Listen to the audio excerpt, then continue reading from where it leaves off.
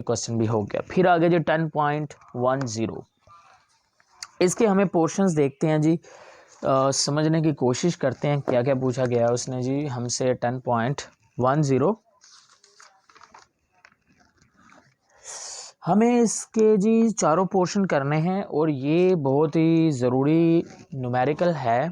उसके रीज़न ये है क्योंकि इसी क्वेश्चन में आप सीखेंगे y on x regression line और x on y regression line सीखोगे। इस क्वेश्चन को लाजमी करना, ये स्किप करने वाला हरगिज़ नहीं है, समझ आई बात, ये लाजमी करना है। Following the given the following set of values, y उसने दे दिया, x हमें दे दिया। अब हम पढ़ लेते हैं क्या क्या मांग रहा है। पहली चीज, compute the least square regression equation y value on x that is the equation y a plus b x. अगर y ऑन x वो कह रहा है तो बेटा y ऑन x जो रिग्रेशन लाइन है वो ये होती है, समझ आ गई बात। नीचे वो कह रहा है x, तीसरा जो सी पार्ट है उसमें वो कह रहा है x ऑन y। जब x ऑन y करेंगे तो फिर हमारे पास रिग्रेशन इक्वेशन ये आ जाएगी, समझ आई ना बात। यानी कि जो लेफ्ट साइड पर है वो हमेशा डिपेंडेंट है। जैसा कि यहाँ पर y पड़ा है तो वो डिपेंड कर रहा है x के ऊपर, लेकिन यहाँ पर x डिपेंडेंट है किसके ऊपर, y के ऊपर। और यहाँ पे लिखा भी गया है x वैल्यू ऑन y, यानी कि x डिपेंड करेगा y के ऊपर, यहाँ पर y डिपेंड करेगा x के ऊपर। अगर y x के ऊपर डिपेंड करता है तो ये रिग्रेशन इक्वेशन है, और अगर x y के ऊपर डिपेंड करता है तो ये रिग्रेशन इक्वेशन है। और दोनों की जो रिग्रेशन इक्वेशन है वो डिफरेंट बनने वाली है, समझ आई ना बात। क्योंकि अब बहुत सारे बच्चों के जहन में क्वेश्चन ये आ रहा होगा जी सर ऐसा है कि दोनों में हमें a भी नज़र आ रहा है b भी नज़र आ रहा है, इधर भी a है इधर भी b है। वो एक अलग बात है, नीचे 0 0 लिखा हुआ है, वो किसी काम का नहीं है, वो बस इन्होंने डिफरेंशिएशन के लिए लिखा गया है। तो क्या हम b और a की वैल्यू निकाल कर दोनों इक्वेशन में वो पुट कर दें तो क्या ये दोनों इक्वेशन बराबर आ जाएंगी? नहीं, ऐसा नहीं है।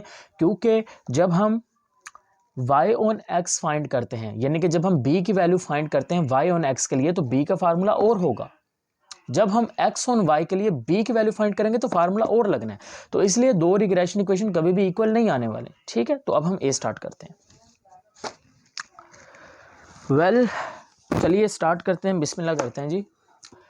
x आपके पास है जी, छोटा कर लेते हैं थोड़ा सा, ये ले x था आपके पास, y उसने दे दिया था, मैंने जी एक्स वाई लिया, एक्स स्क्वायर भी लिया, वाई स्क्वायर भी लिया।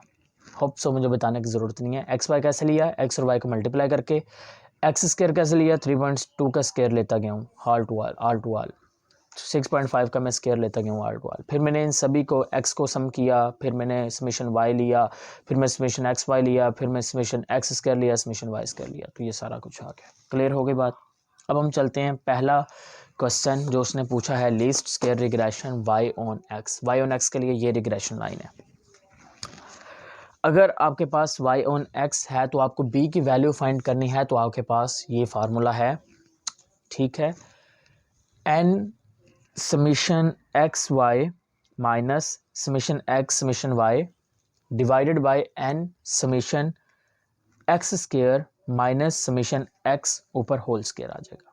यानी कि अगर y ऑन x है तो नीचे x आएगा, क्योंकि y किस पे डिपेंड कर रहा है, x के ऊपर डिपेंड कर रहा है, समझ आई ना बात। लेकिन जब हम दूसरा फार्मूला पढ़ेंगे, मैं अभी कंपेयर करके दिखाता हूँ ताकि इजी रहे। दूसरा फार्मूला करना है तो देखिए ऊपर वाली सिचुएशन सेम है, ये x ऑन y है, n summation x minus summation x summation y। सिर्फ नीचे गौर करिए, हमने लास्ट फार्मूला में पढ़ा था n समेशन x स्क्वायर, यहाँ पर आया n समेशन y स्क्वायर। क्यों? क्योंकि ये x ऑन y है, x किस पर डिपेंड कर रहा है, y के ऊपर। जो इंडिपेंडेंट है, यहाँ पर y इंडिपेंडेंट है क्योंकि x ऑन y है, x y पर डिपेंड कर रहा है, तो y जो इंडिपेंडेंट है वो नीचे आएगा।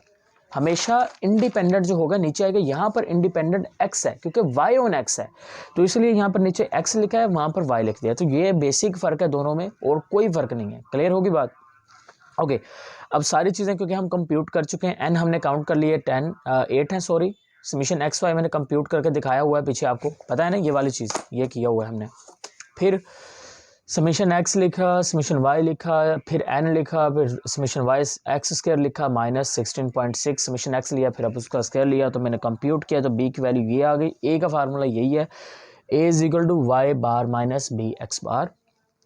वाई बार नहीं है तो मैंने क्या कर लिया, वाई बार को ओपन किया, वो मेरे पास आ गया summation Y over N. X bar को ओपन किया, समीशन एक्स ओवर एन, सारे वैल्यू पुट की, कंप्यूट किया तो ए इज इक्वल टू -0.441 आ गया।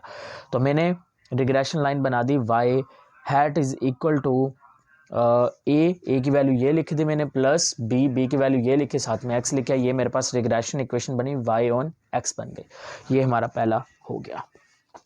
आगे हम चलते हैं जी बी की जानिब।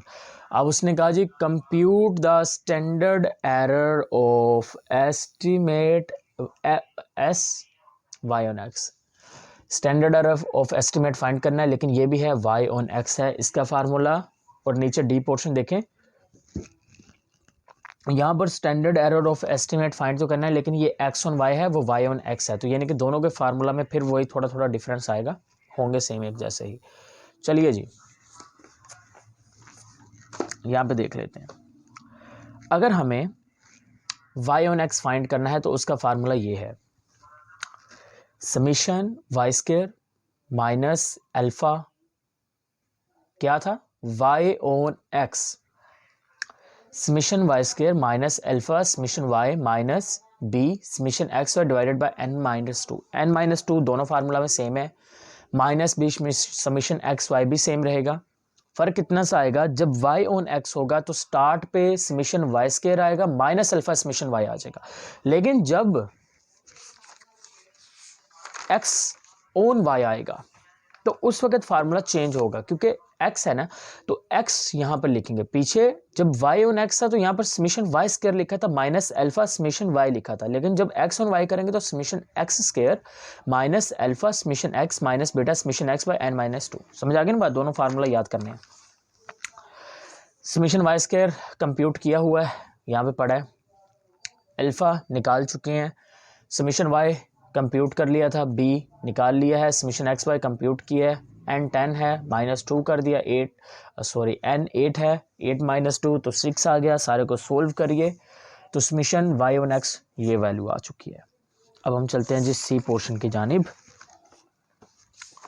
सी पोर्शन पता है ना क्या पूछ रहा है, उसने पूछा है कि x on y regression line, और फिर ये उसने खुद दे भी दी है, तो चलिए ज़रा सोल्व करते हैं। ये ले, ये है सी पोर्शन। अब रिग्रेशन लाइन ये बनेगी, x hat is equal to a plus b y. अब यहाँ पर b फाइंड करना है, अगर x ऑन y है तो उसके लिए क्या करना था, b का फार्मूला चेंज होगा, यानी कि जो इंडिपेंडेंट होगा वो नीचे आ जाएगा। तो यहाँ पर इंडिपेंडेंट y है, क्योंकि x ऑन y है, तो यहाँ पर नीचे मैंने summation y square minus summation y whole square, तो कंप्यूट की गई वैल्यू दोबारा से पुट की, b निकाल लिया, फिर a के अंदर ये फार्मूला वही है, तो मैंने ये भी निकाल लिया ए, फिर मैंने इसमें पुट कर दी, और ये मेरे पास y है जी, ये गलती से x लिखा गया, फिर मैंने बड़ा सा करके y कर दिया, ठीक है ना, क्लैरिफाई करना है। तो ये आपकी रिग्रेशन इक्वेशन बन गई, क्या बनी, x ऑन y, और वो कहते y ऑन x, और ये स्टैंडर्ड एरर ऑफ फिर आ गया, ठीक है। ये है जी x ऑन y, फार्मूला पता चल गया कैसे था, तो वैल्यूज पुट करिए सेम टू सेम और आंसर निकाल ले। अब